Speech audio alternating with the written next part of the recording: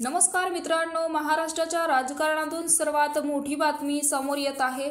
काय आहे आजचा स्पेशल रिपोर्ट? सविस्तर बातमी जाणून घेण्यापूर्वी आपण चॅनलवरती नवीन असाल तर चॅनलला सबस्क्राइब करा, बेल आयकॉन प्रेस करा।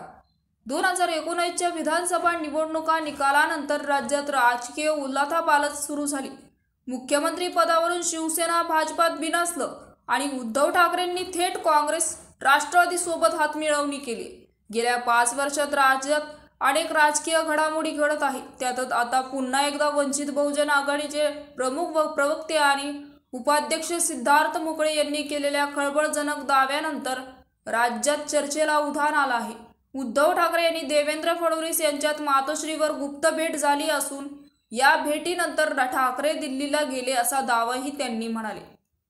सिद्धार्थ मोकळे यांनी म्हटले की वंचित बहुजन आघाडीला मिळालेल्या माहितीनुसार शिवसेनेचे खासदार संजय राऊत हे 25 जुलैला रात्री 2 वाजता 7D मोतीलाल मार्ग या ठिकाणी भाजपाचे राष्ट्रीय अध्यक्ष JP नड्डा यांना भेटले। त्यानंतर 5 ऑगस्टला रात्री 12 वाजता महाराष्ट्राचे उपमुख्यमंत्री देवेंद्र फडणवीस हे मातोश्री बंगल्यावर गेले। स्वतः गाडी चालवत ते तिथे गेले।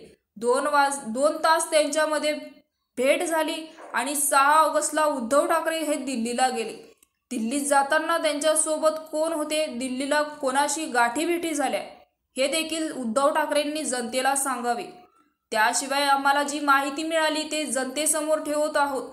त्याचं कारण म्हणजे राज्यात आरक्षणवादी असलेल्या मतदारांना भाजप आणि त्यांचे मित्रपक्ष हे आरक्षणाविरोधात आहे हे मात्र पक्क आहे। मात्र या आरक्षणवादी मतदारांनी शिवसेना उद्धव ठाकरेंच्या उमेदवारांना मतदान दिले आहे। महाराष्ट्रात गेल्या 5 वर्षातील घडामोडी पाहता जर काही उलटसुलट राजकीय घडामोडी पुन्हा घडल्या तर महाराष्ट्रातील आरक्षणवादी मतदारसंघाची फसवणूक होऊ नये यासाठी ही माहिती जनतेसमोर ठेवतोय असंही वंचित बहुजन आघाडीने स्पष्ट केले। महाराष्ट्रातील राजकारणात कधी काय घडेल याची कल्पना कोणालाही नाही। शिवसेना भाजप यांनी एकत्रितपणे 2019ची विधानसभा निवडणूक लढली, मात्र मुख्यमंत्री पदावरून हे दोन्ही पक्ष वेगळे झाले। त्यातूनच महाविकास आघाडी राज्यात अस्तित्वात आली। त्यानंतर राज्यातील 2 प्रमुख प्रवक्ते पक्ष शिवसेना राष्ट्रवादी काँग्रेस यांच्यात फूट पडली।